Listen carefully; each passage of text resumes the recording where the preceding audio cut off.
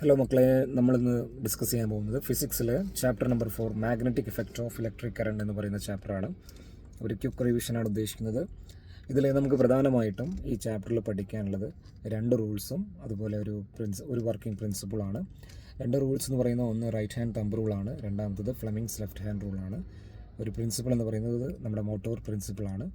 പിന്നെ അതുപോലെ തന്നെ രണ്ട് ഡിവൈസുകളെ കുറിച്ച് ഈ ചാപ്റ്ററിൽ പറയുന്നുണ്ട്. അത് ഒന്ന് നമ്മുടെ ഇലക്ട്രിക് മോട്ടോറും രണ്ടാമത്തത് മൂവിങ് കോയിൽ ലൗഡ് സ്പീക്കറുമാണ്. അപ്പോൾ ആദ്യമായിട്ട് ഈ ചാപ്റ്ററിൽ നമുക്ക് പഠിക്കാനുള്ളത് ഹാൻസ് ക്രിസ്റ്റ്യൻ ഈസ്റ്റഡിൻ്റെ ഒരു എക്സ്പെരിമെൻറ്റ് പറയുന്നുണ്ട്. കണ്ടക്ടറും നീഡിലും തമ്മിലുള്ള ചെറിയൊരു ആക്ടിവിറ്റി. അപ്പോൾ കണ്ടക്ടറിലൂടെ കറണ്ട് പാസ് ചെയ്യുമ്പോൾ നീഡിൽ ഡിഫ്ലക്റ്റ് ചെയ്യുന്നു, എന്തുകൊണ്ട് എന്നൊരു ക്വസ്റ്റ്യൻസ് വരുന്നുണ്ട്. ആ ക്വസ്റ്റ്യൻ ആൻസർ നിങ്ങൾ പഠിക്കണം. അതുപോലെ തന്നെ ഈ കണ്ടക്ടറും നീഡിലും വെച്ചിട്ട് ഒരു നീഡിലിൻ്റെ നോർത്ത് പോൾ ഏത് ഡയറക്ഷനിലാണ് ഡിഫ്ലക്റ്റ് ചെയ്യുക, അതായത് ക്ലോക്ക് വൈസ് ആണോ ആൻറ്റി ക്ലോക്ക് വൈസ് ആണോ കണ്ടെത്താൻ ചോദിക്കുന്നുണ്ട്. അതിന് നിങ്ങൾ റൈറ്റ് ഹാൻഡ് തമ്പ് റൂൾ വെച്ചിട്ട് നമുക്ക് ചെയ്യുമ്പോൾ ചെറിയൊരു പ്രയാസം ഉണ്ടാവും. അവിടെ നമ്മളെ സഹായിക്കാൻ നമ്മുടെ എക്സ്ട്രാ ലേണിങ്ങിൽ ഒരു സ്വിമ്മിംഗ് റൂൾ വരുന്നുണ്ട്. ആ സ്വിമ്മിംഗ് റൂൾ വെച്ചിട്ട് നമ്മൾ എന്ത് ചെയ്യണം, അത് ചെയ്യാൻ വേണ്ടി ശ്രമിക്കണം. അപ്പോൾ നമ്മുടെ ആൻസർ തെറ്റില്ല. പിന്നെ അതൊരു ഇമ്പോർട്ടൻറ്റ് ക്വസ്റ്റ്യനാണ്, സാധാരണ എല്ലാ എക്സാമിനും ചോദിക്കുന്ന ഒരു ചോദ്യമാണ്. അപ്പോൾ അത് എല്ലാവരും പഠിച്ചിട്ട് വേണം പോകാൻ. ഈ ചാപ്റ്ററിൻ്റെ ഒരു പ്രത്യേകത, ഒരുപാട് ഫിഗറുകളുണ്ട് ഈ ടെക്സ്റ്റ് ബുക്ക് ഈ ചാപ്റ്ററിൽ. അതിലേതെങ്കിലും ഫിഗറാണ് നമ്മുടെ എക്സാമിന് ചോദിക്കുക. ചിലപ്പോൾ ഈ കണ്ടക്ടറും മാഗ്നറ്റിക് നീഡിലിൻ്റെ ചോദ്യമായിരിക്കാം. ഓക്കെ, അപ്പോൾ ഇതാണ് നമുക്ക് ഫസ്റ്റ് പഠിക്കാനുള്ളത്. പിന്നെ റൈറ്റ് ഹാൻഡ് തമ്പ് റൂളിൻ്റെ ഡെഫിനിഷൻ.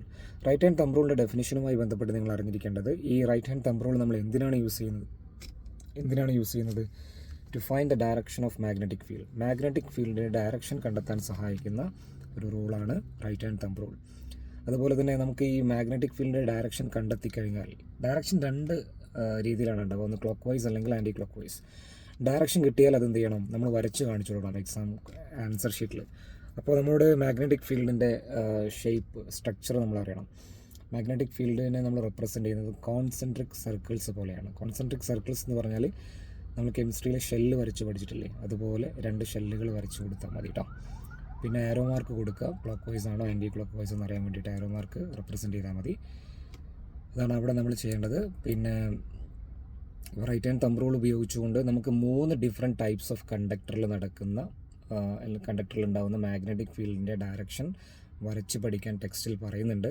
അതിലൊന്ന് സ്ട്രെയിറ്റ് കണ്ടക്ടറാണ്, രണ്ടാമത്തത് സർക്കുലർ കോയിലാണ്, മൂന്നാമത്തത് സോളിനോയിഡാണ്. അതെല്ലാവരും വരച്ച് പഠിക്കണം, ടെക്സ്റ്റ് ബുക്കിലുണ്ട്. ഈ 3 കേസിലും നമ്മളെ സഹായിക്കുന്നത്, മാഗ്നറ്റിക് ഫീൽഡിൻ്റെ ഡയറക്ഷൻ കണ്ടെത്താൻ സഹായിക്കുന്നത് റൈറ്റ് ഹാൻഡ് തമ്പ് റൂളാണ്. സോളിനോയിഡുമായി ബന്ധപ്പെട്ട് നമ്മൾ അറിഞ്ഞിരിക്കേണ്ടത്, സോളിനോയിഡിൻ്റെ പൊളാരിറ്റി കണ്ടെത്താൻ എക്സാമിന് ക്വസ്റ്റ്യൻസ് വരാം. അപ്പോൾ പൊളാരിറ്റി നമ്മൾ right hand thumb rule use ചെയ്തിട്ടാണ് തന്നെയാണ് കണ്ടെത്തുന്നത്. പക്ഷേ അതിൻ്റെ ഡെഫിനിഷനിൽ ചെറിയ ഒരു ഡിഫറൻസ് ഉണ്ട്, നമ്മൾ പഠിച്ചതുപോലെയല്ല. സോളിനോയിഡിൻ്റെ കേസ് വരുന്ന സമയത്ത് നമുക്കതിൻ്റെ നോർത്ത് പോൾ പൊളാരിറ്റി ചെക്ക് ചെയ്യാൻ അതിൽ പ്രത്യേകം പറയുന്നുണ്ട്. സോളിനോയിഡ് എന്ന് പറയുന്ന ടോപ്പിക്കിൽ തന്നെ പ്രത്യേകം മെൻഷൻ ചെയ്യുന്നുണ്ട്. അവിടെ തമ്പ് റൂൾ ഒന്ന് ചെറിയ രീതിയിൽ മാറ്റം വരുത്തിയിട്ടുണ്ട് ഡെഫിനിഷനിൽ. അതൊന്ന് നിങ്ങളെല്ലാവരും ഒന്ന് പഠിക്കണം. അവിടെ പ്രത്യേകം പറയുന്നത്, കറണ്ടിൻ്റെ ഡയറക്ഷൻ ഏത് ഭാഗത്തേക്കാണോ ആ ഡയറക്ഷനിൽ നമ്മൾ എന്ത് ചെയ്യണം, നമ്മുടെ റൈറ്റ് ഹാൻഡിൻ്റെ 4 ഫിംഗേഴ്സ് എന്ത് ചെയ്യണം, ആ ഭാഗത്തേക്ക് കേൾ ചെയ്യണം. ബാക്കി തമ്പ് എങ്ങോട്ടാണോ പോയിൻ്റ് ചെയ്യുന്നത് അതായിരിക്കും നോർത്ത് പോൾ. നോർത്ത് കിട്ടിയവന് സൗത്ത് കിട്ടാൻ എളുപ്പമാണ്. ഓക്കെ, അതുമായി ബന്ധപ്പെട്ടൊരു ചോദ്യം അവിടെ ഉണ്ട്, അതൊന്ന് പ്രാക്ടീസ് ചെയ്യണം.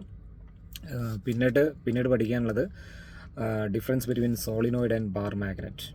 അതുപോലെ ഒരു 2-3 പോയിന്റ് പഠിച്ചു വെക്കണം. പിന്നെ അതുപോലെ സോളിനോയിഡിൻ്റെ മാഗ്നറ്റിക് സ്ട്രെങ്ത്തിനെ ഡിപ്പെൻഡ് ചെയ്യുന്ന ഫാക്ടേഴ്സ് എന്തൊക്കെയാണ്, അതും നമ്മളൊന്ന് നോക്കിയിട്ട് വേണം എക്സാമിലേക്ക് പോകാൻ.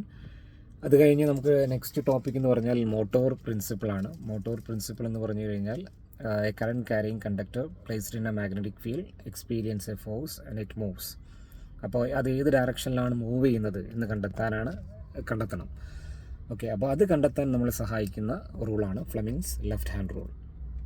ഫ്ലെമിങ്സ് ലെഫ്റ്റ് ഹാൻഡ് റൂൾ പ്രകാരം നമ്മൾ ലെഫ്റ്റ് ഹാൻഡിൻ്റെ 3 ഫിംഗേഴ്സ് എന്ത് ചെയ്യണം, ഇതുപോലെ മ്യൂച്വലി പെർപെൻഡിക്കുലർ ഡയറക്ഷനിൽ ഹോൾഡ് ചെയ്യുക. ഈ തമ്പ് പോയിൻ്റ് ചെയ്യുന്നത് ഫോഴ്സിനെയാണ്, അല്ലെങ്കിൽ ഡയറക്ഷൻ ഓഫ് മോഷൻ ഓഫ് കണ്ടക്ടറാണ്. നമ്മുടെ ഫസ്റ്റ് ഫിംഗർ ഇൻഡിക്കേറ്റ് ചെയ്യുന്നത് ഡയറക്ഷൻ ഓഫ് മാഗ്നറ്റിക് ഫീൽഡാണ്. അതുപോലെ സെക്കൻഡ് ഫിംഗർ ഇൻഡിക്കേറ്റ് ചെയ്യുന്നത് ഡയറക്ഷൻ ഓഫ് കറണ്ടാണ്. അപ്പോൾ നമുക്ക് എക്സാമിന് ഡയറക്ഷൻ ഓഫ് കറണ്ടും തരും, ഡയറക്ഷൻ ഓഫ് മാഗ്നറ്റിക് ഫീൽഡും തരും. നമ്മളോട് കണ്ടെത്താൻ പറയുക തമ്പ് ഡയറക്ഷൻ ഓഫ് കണ്ടക്ടറാണ് നമുക്ക് എക്സാമിന് കണ്ടെത്താനുണ്ടാവുക. അത്തരത്തിലുള്ള കുറേ ചോദ്യങ്ങൾ നമുക്ക് പ്രാക്ടീസ് ചെയ്യണം. മാഗ്നറ്റിൻ്റെ ക്വസ്റ്റ്യൻസും റിംഗ് മാഗ്നറ്റിൻ്റെ ക്വസ്റ്റ്യൻസൊക്കെ വരാൻ സാധ്യതയുണ്ട്. ടെക്സ്റ്റ് ബുക്കിലുള്ള ചോദ്യങ്ങൾ തന്നെയാണ്. അപ്പോൾ അതൊക്കെ ഒന്ന് പ്രാക്ടീസ് ചെയ്തിട്ട് വേണം പോകാൻ.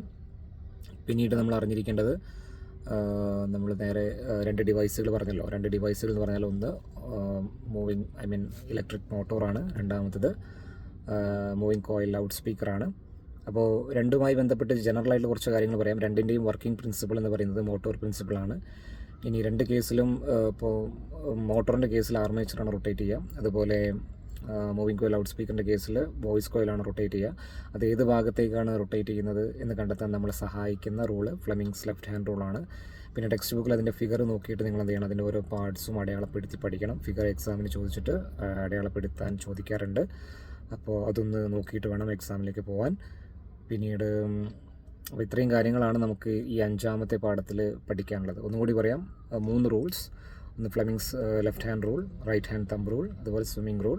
പിന്നെ ഒരു വർക്കിംഗ് പ്രിൻസിപ്പിളാണ് മോട്ടോർ പ്രിൻസിപ്പിൾ. പിന്നെ 2 ഡിവൈസ്, മോട്ടറും അതുപോലെ മൂവിങ് കോയിൽ ലൗഡ് സ്പീക്കറും. പിന്നെ അതുപോലെ നമ്മൾ അറിഞ്ഞിരിക്കേണ്ട ടോപ്പിക്കാണ് സോളിനോയിഡും ബാർ മാഗ്നറ്റും തമ്മിലുള്ള ഡിഫറൻസ് പഠിച്ചിട്ട് വേണം എക്സാമിലേക്ക് പോകാൻ കേട്ടോ. അപ്പോൾ ഇത്രയും കാര്യങ്ങളാണ് നമുക്ക് 4ാം പാഠത്തിൽ പഠിക്കാനുള്ളത്. അപ്പോൾ നന്നായിട്ട് പഠിക്കുക. All the best.